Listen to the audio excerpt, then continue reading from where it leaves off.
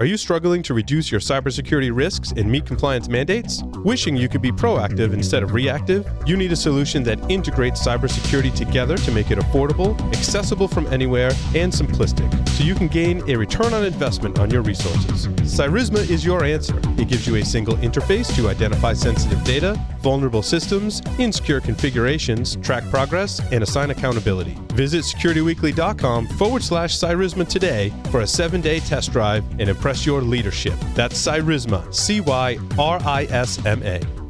RSA offers business-driven security solutions that provide organizations with a unified approach to managing digital risk and designed to effectively detect and respond to advanced attacks, manage user access control, and reduce business risk, fraud, and cybercrime. For a limited time, get mobile multi-factor authentication from RSA Secure ID Access for free to help secure your remote or dynamic workforce long-term. Leverage push notification, biometric, and one-time password authenticators to secure access to your cloud applications, on-premises systems, legacy systems, privileged accounts, and more at no cost for 6 months. For more information, visit securityweekly.com/RSA Security. Did you know that over 63% of cyber breaches are caused by a third-party vendor?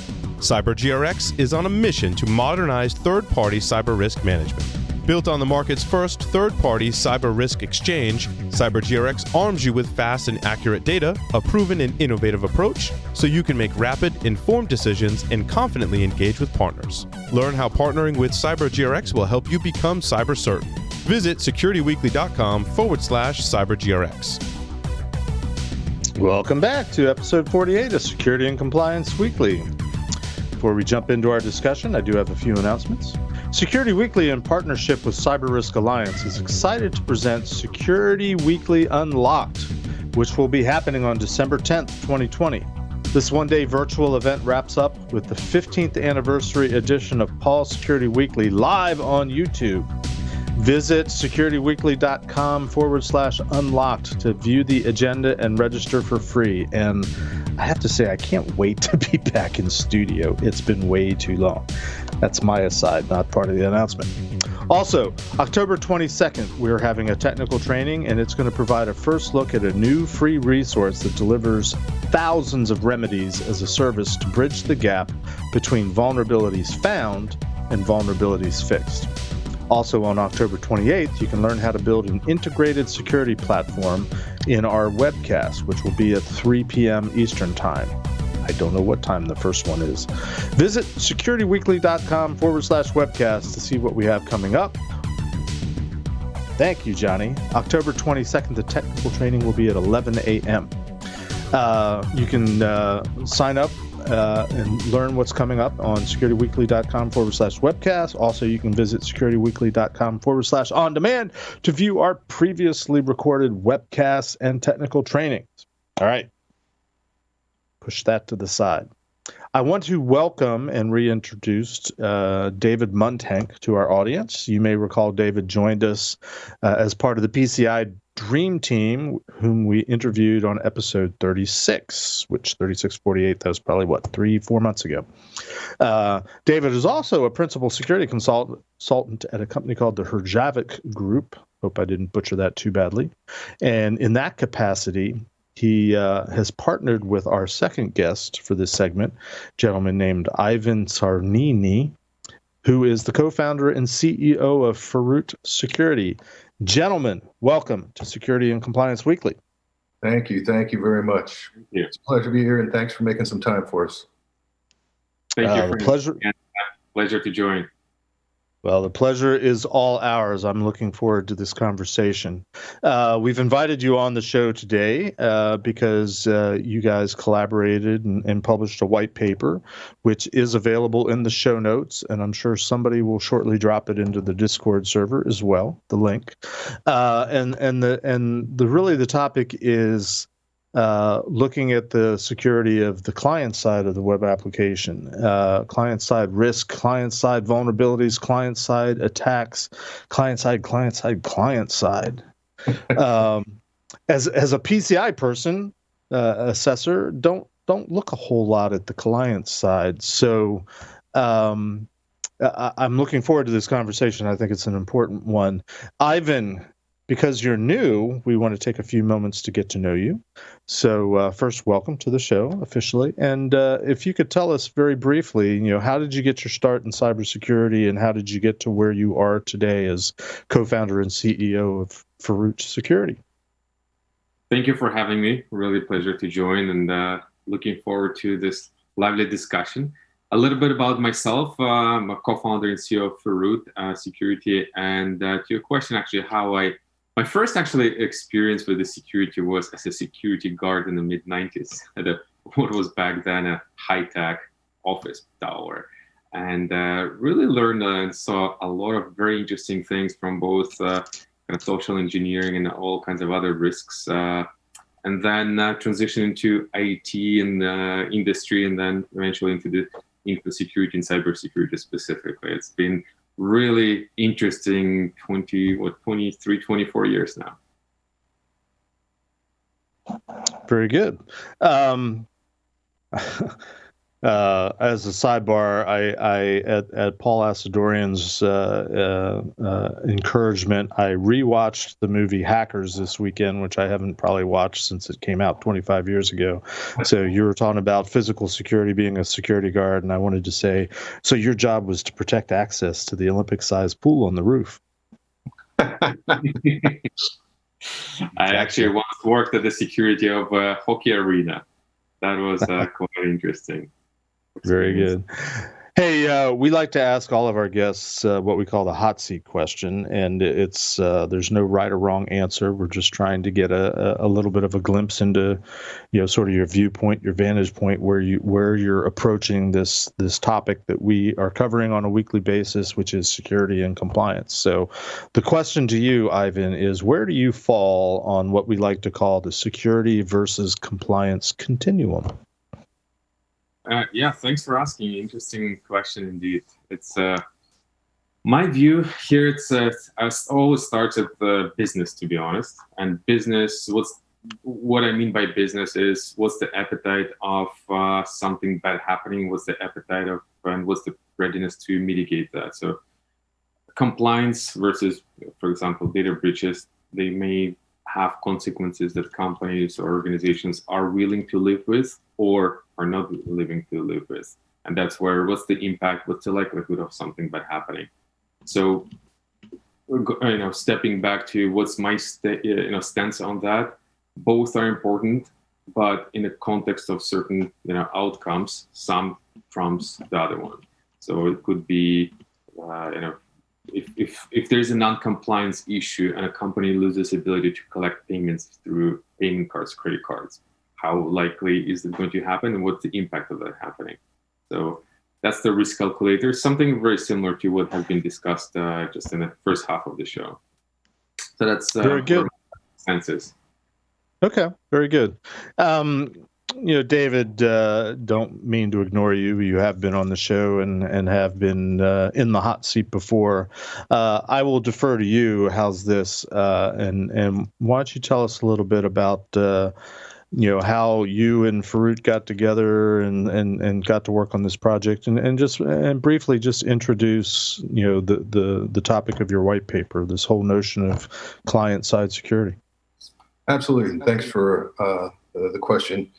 So I've worked in I wore many hats with respect to my security career, and currently I'm focusing primarily on governance, risk, and compliance security assessments at Herjavec Group, and primarily doing a lot of work with the PCI space.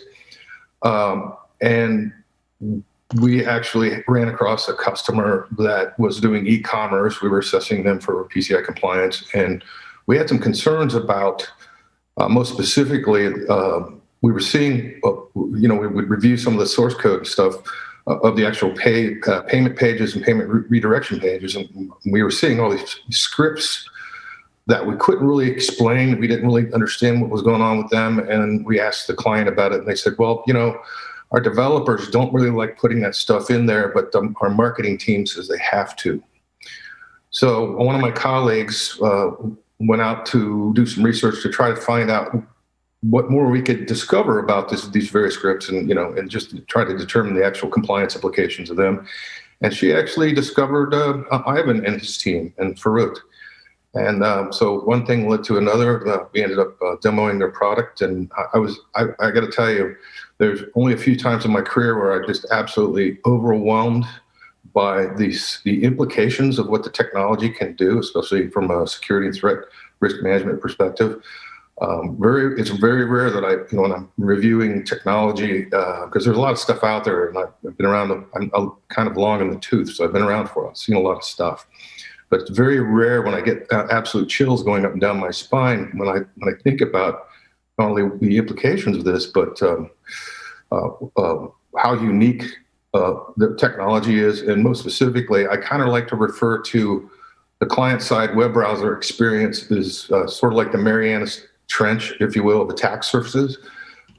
Really, there's very few people that have had the capability to get visibility into that. If you recall, the Marianas Trench is probably the deepest spot in the Pacific Ocean, or any ocean. It's roughly 36,000 feet deep. And it wasn't until 1960 that we were able to get a manned submersible down to the bottom. And once they got down there, they found all kinds of interesting things. And that's kind of why I refer to this as the Marianas Trench, because of, I have former background doing penetration testing as well as application security assessments. And we really haven't placed a whole lot of energy and trying to get visibility into the client side, because it's just, there are so many different versions of client browsers out there, and there's so many different variations on how to configure them. In essence, you couldn't really print enough money back in the old days to fully exercise and test all that stuff. So for the most part, classical penetration testing and application security testing methodologies just basically ignored the client side. What I will tell you, though, is we all know the hacking community and the bad guys, they like to go follow a path of least resistance.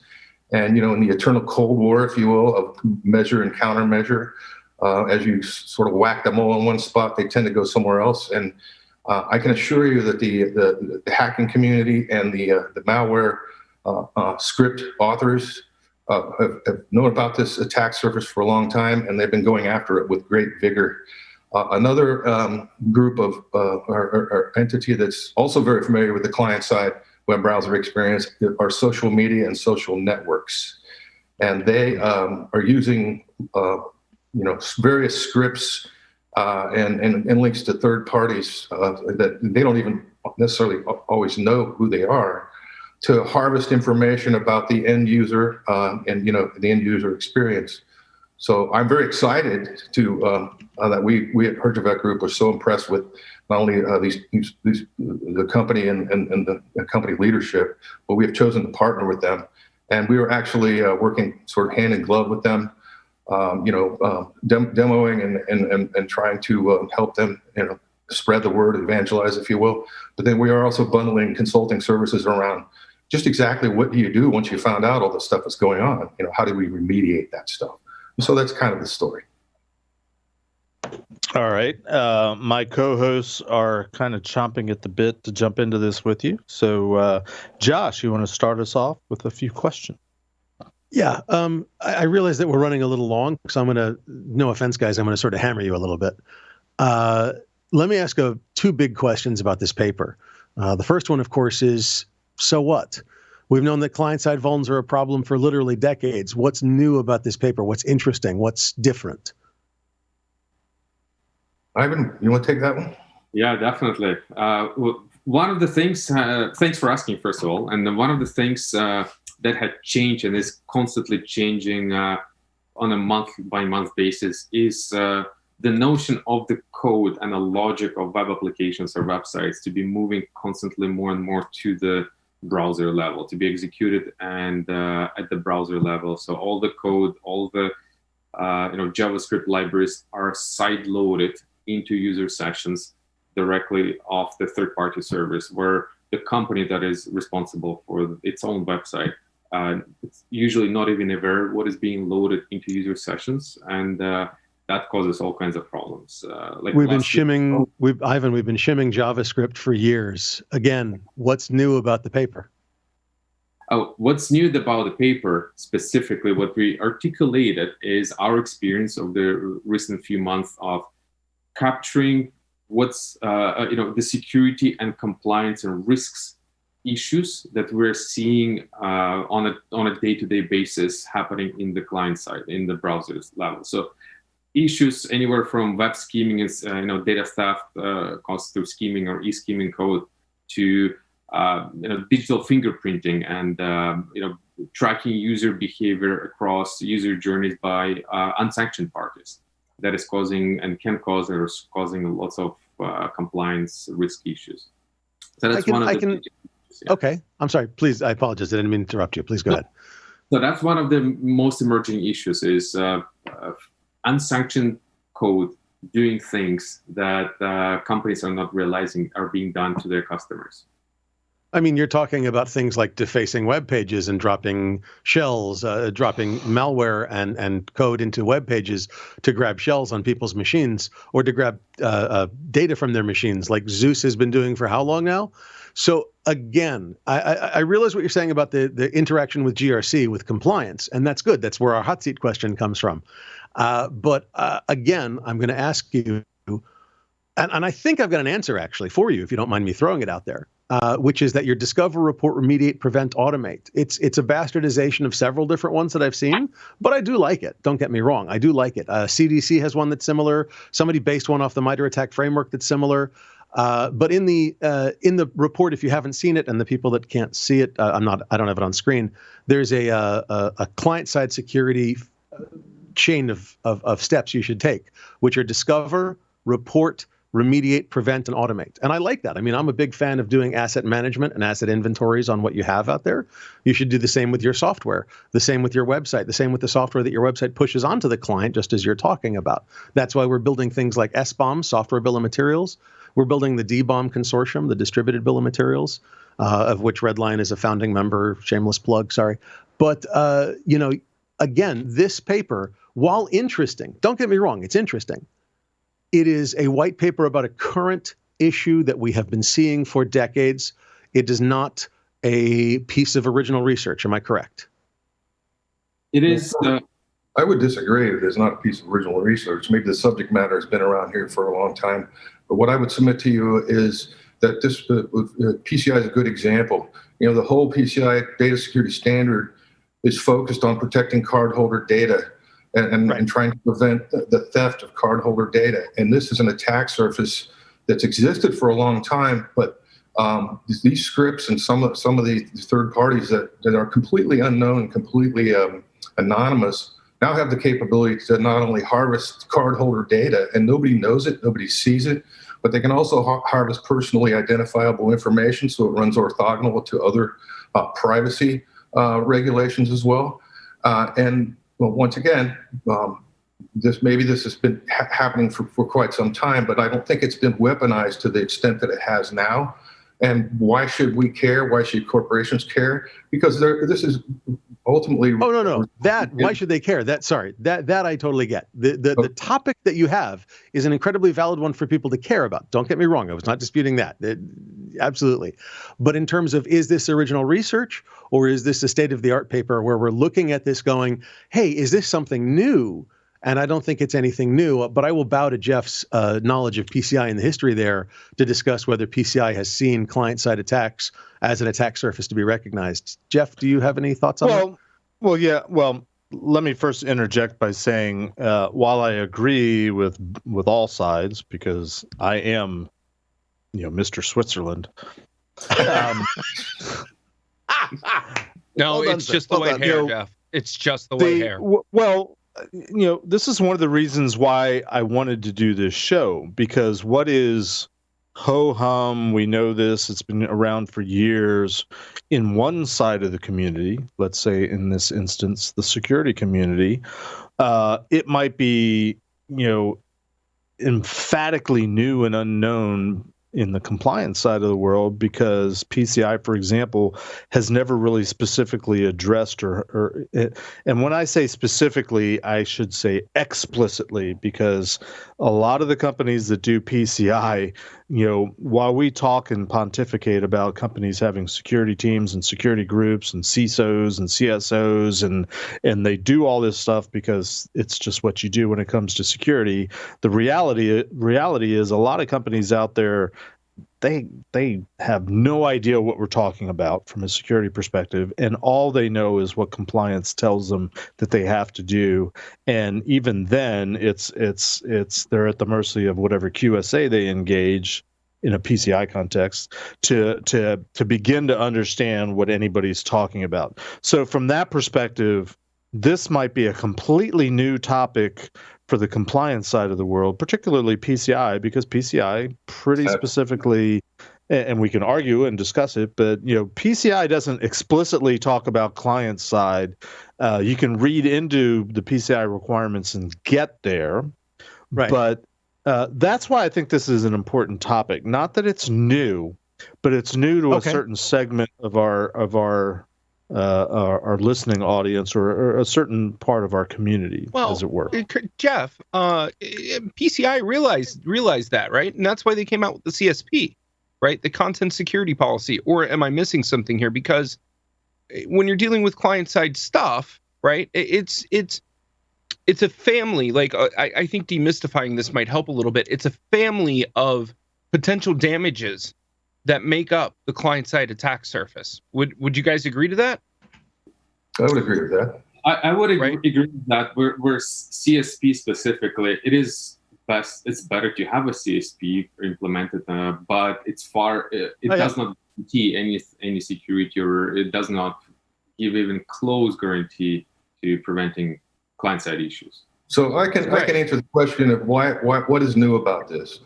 Please. Farut and their technology this is the first technology that I've ever seen, and I've researched it extensively. The only technology available today that commercially available that can provide not only that visibility into what's going on, it can detect it, it can alert upon it, and it can block it.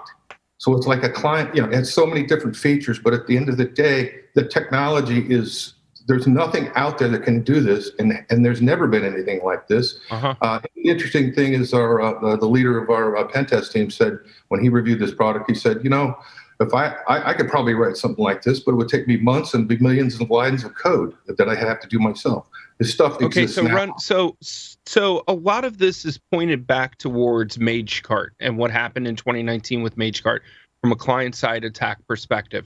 Run this against the MageCart scenario. Can you cover that scenario, and then can you say, okay, well, the tool would have done X, Y, Z, or it would have provided ABC protection against MageCart? Yeah, absolutely. So actually, speaking of MageCart, plus the previous question on what's the original part in the research, I want to add that there's a follow-on paper that is being released right now. I think we just published it, I believe, yesterday. That has the statistics around what's the black swan, not just black swan, but white swans. I really like the white swan a lot more than the black swan type of events. And what's the white swan events? There's on a client side, and MageCart, what MageCart uses is just the complexity within a client side. Every web page has generally more than 22 JavaScript libraries running. All kinds of tags are running inside of the user session. And so it's really easy for somebody like MageCart or another attacker to hide to be one of those white swans or gray swans and lurk in the code and do the things that they want to do. So that's what's the complexity of the client side issues that are causing the increase of attacks, plus they're making detection really, really hard or much harder. So that's where from the point of view that we're looking at it is, yes, you have lots of JavaScript libraries running. Each one is potentially a white swan, but which one of them is a black swan hiding in a white swan with the white swan's feathers, right? So that's the issue that really needs to be increased in awareness within both compliance circuits, PCI and also security side. Well, I'd like to add as well. It's not just, the scripts are connecting to, let's say, a Google Tag Manager or Adobe Tag Manager, but it's the fact that Google Tag Manager, Adobe Tag Manager is now connecting to other third-party sources who connect to other third-party sources, and they're all in that food chain, and they're all essentially trying to exfiltrate anything they can get that has value. In the case of social media, that is, your attention span. In the case of PCI compliance, that's cardholder data. In case of privacy, that's personally identifiable information. Now we're getting to it. No, this is perfect. There we go. Yes. This is what I was aiming at. Okay. It's.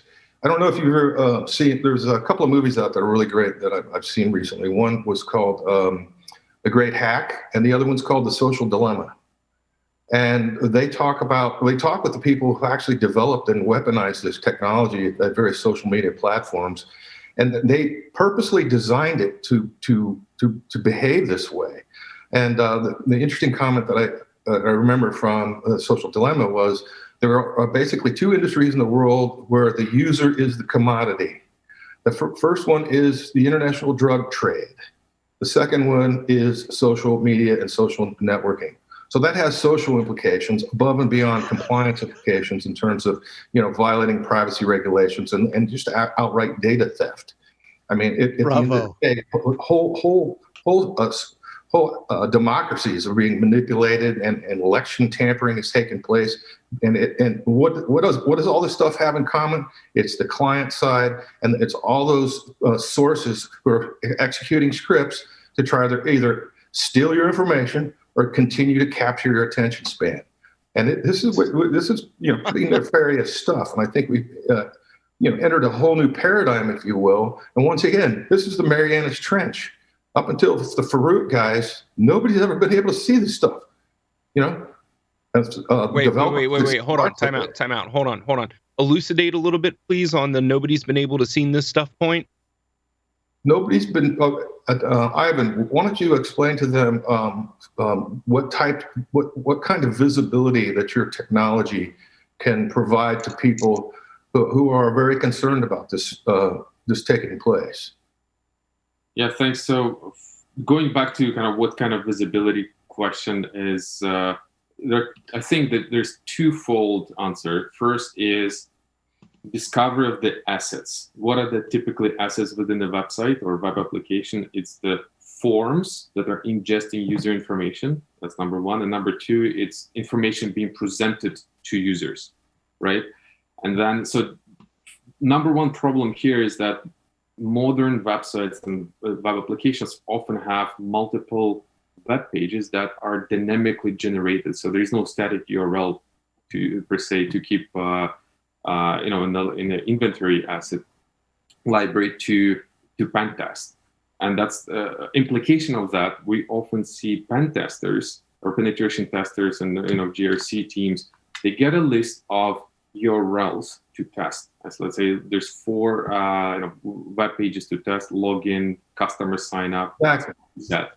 But there is often a couple of dozen more pages that exist only throughout the user sessions that have very different risk profile, have different kinds of trackers, JavaScript elements loaded that, frankly speaking, never get tested. And that's an easy way for somebody like MageCart or other unsanctioned parties to exploit, because they know, first of all, they know that they will never be even tested if they're present there. So that's likely the breach will go on for many, many months to come without being detected. Yeah, classical penetration testing techniques and application security assessments focus on the server side. Once again, they run screaming with their hair on fire if somebody says, well, you got to look at the client side as well. It's an all-consuming task. You'll go down a rat hole and you'll never come back from. And that's what I mean about the visibility piece. You can see, developers have a certain amount of visibility. The marketing people that ask for this first layer of scripts to be inserted in here, they have no idea where this stuff's going. All they know is they've been told by their leadership they got to put that stuff in there. And then there's this whole dark cloud of marketing intelligence and business intelligence people that are collecting everything from mouse clicks and user telemetry to whatever information they can scrape to identify you and share with their other cohorts in this stuff. So that's what I mean about classical techniques have not had the capability to look at this stuff in its entirety and trace it down to the absolute last mile, if you will, in terms of the link between the first source and then somebody that connects to that, somebody connects to that, and Farouk will do that for you. Okay, so let me ask you this. With companies having policies out today, right? We've got a couple of different policies that are going on that are publicly released, right? Like your data privacy policy, your maybe an EULA, right? Should companies be releasing a policy based around the CSP? Right, and should they be listing out the CSP, or do you think that that's too much of an attack surface, inflation, to the point where companies won't feel as if their systems are protected, or they can't account for that risk? So interestingly enough, and for the folks participating and those who are listening are going to be watching this. I live in the United States, and as we all know, there's no privacy in the United States, virtually none. However, in Canada and Europe and some other countries, they do have very stringent privacy regulations and requirements. So that stuff exists outside of what you're referring to everywhere except for the United States. What I'll also say is the individual states, including I'm actually in Austin, Texas. The individual states are actually rising up to the challenge and producing their own regulations and requirements around protecting privacy. Now, I would wholeheartedly disagree with that and say California has taken GDPR and taken it from the individual out to the family, and now all the other states are saying, well, let's implement what California did. Well, that's what I said. Many of the states in the United States have taken the lead on this, but we don't have a federal, we don't have anything that's federally mandated. We don't have a version of GDPR. We don't have a PIPEDA version, that Canada has. But as it relates to that, the states are stepping up to the plate, and they're doing some great things about that. In terms of a corporation being concerned about their content, information assets are assets that are just as worthy of any other protections as any other corporate asset that a company owns and tries to manage and maintain. And so, content and intellectual property and institutional knowledge is deserving of every bit of the same protections they would as, their office furniture and their data centers and all that kind of stuff. So it's almost like we need to have a digital bill of rights. Is that a fair statement? I'm not an attorney. I don't play one on TV. I do watch a lot of Judge Judy. I'm a big fan. Funny you should say that, because we have an attorney here. Oh, very good. Good. Take it away. John, you want to talk about the digital I would bill jump of in rights? and just sort of ask, on the topic of a digital bill of rights, what would be what would one of those rights be if we were writing from whole cloth? What would be on that digital bill of rights in your estimation? Like I said, I'm not qualified to answer that. I would say the right to own my own data. No, the appropriate response is I plead the fifth. Come on now. I'll be happy to have a bar. Or you can't handle the truth. I mean, let's be honest. Well, they have the right to be forgotten under GDPR, which is something we don't have here. Yeah, there is no equivalent in the U.S., is there, John, for the right to be forgotten? Not that I'm aware of. There may be something in California, but I don't know. I mean, the only right to be forgotten that I'm familiar with is the heavy consumption of alcohol and narcotics. Well, that'll and that's built into the scheme, right? Yeah. If they offered that, I might be behind it. But yeah. I wanted to jump in for a minute. I'm happy to let my co-hosts rake you through the coals, and you're We're holding not up trying well. to, I swear. Well, no, I'm Yeah. that it's the nature of the show. For me, what's interesting. No respect at all. It's a rough crowd here. For me, what's interesting. Take my wife, please. To me, what's interesting is, because I see everything through a PCI lens, and PCI, you could argue that it does or doesn't cover client side things at all. At a initial pass, first brush, it doesn't really touch on client side, because the client side, I guess it's twofold in terms of like mobile devices or endpoints. If it's an application of some sort, there's the consumer end of things, and there's the clerk at a retail store. Remember those days when you used to go to stores that's using a mobile app or payment app as essentially the point of sale. So there is some subtle difference there where PCI would have more to say about it. But generally speaking, given that companies that PCI people deal with routinely don't really understand, care, don't know why they should care about security / PCI, and to the extent that PCI doesn't explicitly call out certain things like the client side security, I guess couple questions. One, independent of who knows what and when and what is required by compliance or otherwise, what should a company be doing that's producing any type of application, whether it's an e-commerce application or any kind of application where there's interaction with a consumer, with an end user that's presumably a customer, and presumably there's a login, and presumably there's some sort of data that we care about being shared. What should companies do? What can they do proactively to try to address client-side security issues? That's question number one. And then also from a user-consumer perspective, what, if anything, should I be doing, or anyone that's on the client side of these applications, be on the lookout for, be mindful of, be aware of, in terms of being a user of these said technologies that may or may not have client-side issues? Open-ended question. Anybody that can jump in.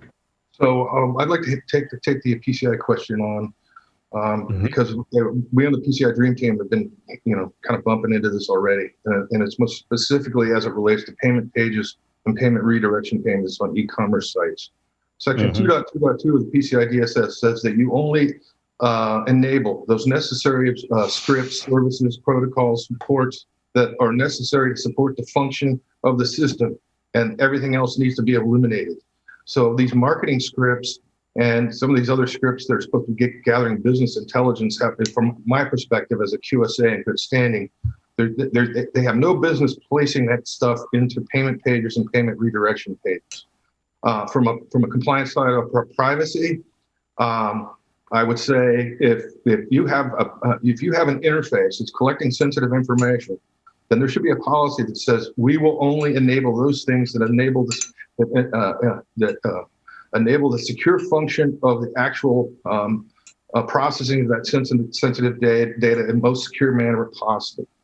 And for me, I've actually written to the PCI Council about this. I have actually submitted a request to start a special interest group on this. They showed some interest in that, but they have sort of danced around this from a compliance perspective. I do know that the card brands, Visa, has actually published a paper about the client side, and it's considered to be, they've come down pretty strong and hard on this. Troy Leach, who leads the PCI Council, has also come out and made concerted statements about this. So from a compliance perspective, especially as it relates to PCI, I absolutely have no qualms telling my clients or anybody who's interested in this that I do believe this is a PCI compliance issue. I'll let my I'm gonna call you out on one thing though. You used the word that is the bane of all QSAs. You used the word should instead of must. Sorry. He got me on this a while back. Sorry. I'm sorry. The 2.2.2 says you only enable those services, protocols, and ports necessary to securely support the function of the system. There's no word should in there.